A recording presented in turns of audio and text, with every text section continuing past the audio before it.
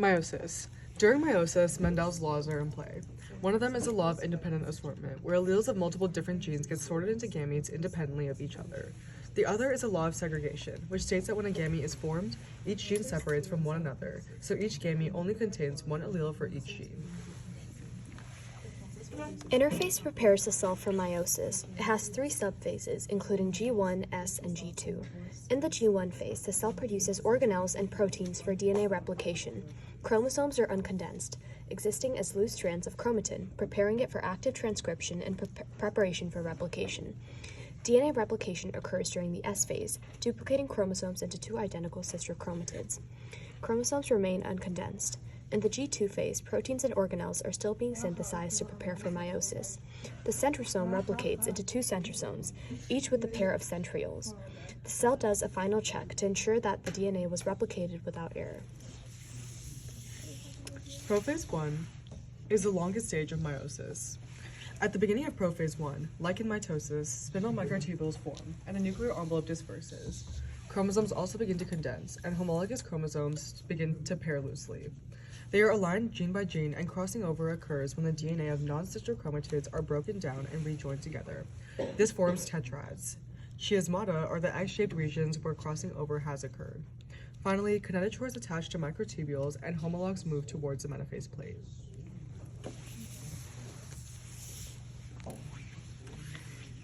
In this stage of meiosis, homologs, the pairs of homologous chromosomes, align at the metaphase plate. Each pair of homologous chromosomes forms a tetrad, which consists of 4 chromatids, 2 from each homolog. The homologs are then attached to the spindle fibers at opposite ends to help with separation in anaphase 1. Anaphase 1 starts when the homologous chromosomes separate into 2. The spindle apparatus aids in separating homologous chromosomes in anaphase 1. It pulls the spindle apparatus apart at the centromere and turns the homologous chromosomes into sister chromatids, pulling each chromosome to opposite cell poles.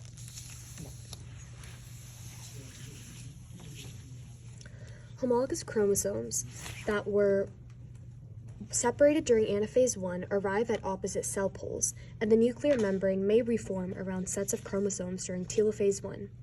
The cell is considered haploid, as it only has one set of chromosomes from each homologous pair, even though each chromosome is replicated. In cytokinesis, the cytoplasm divides to form the 2 haploid daughter cells, often involving the formation of a cleavage furrow, where the cell membrane pinches inward to separate the 2 cells. There is no DNA replication after telophase 1, as the cell proceeds into meiosis 2, where the sister chromatids will eventually be separated.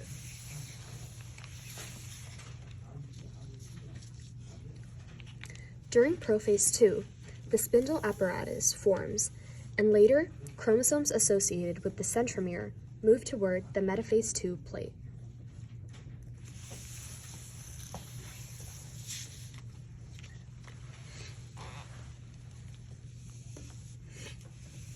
In metaphase 2, the non-genetically identical chromatids line up along the metaphase plate at the cell center.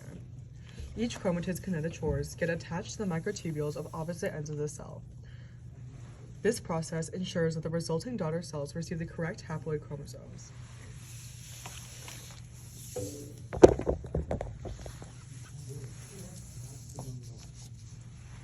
In anaphase 2, the centromeres separate and the sister chromatids move toward opposite poles as individual chromosomes.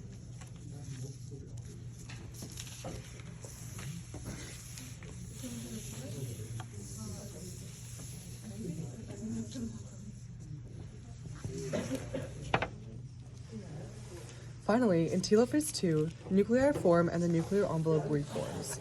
The chromosomes start to decondense, while cytokinesis occurs. Meiosis produces 4 haploid daughters that are genetically distinct from the parent cell. At the end of meiosis, the resulting haploid daughters are 4 sperm cells or 1 egg cell. Thank you.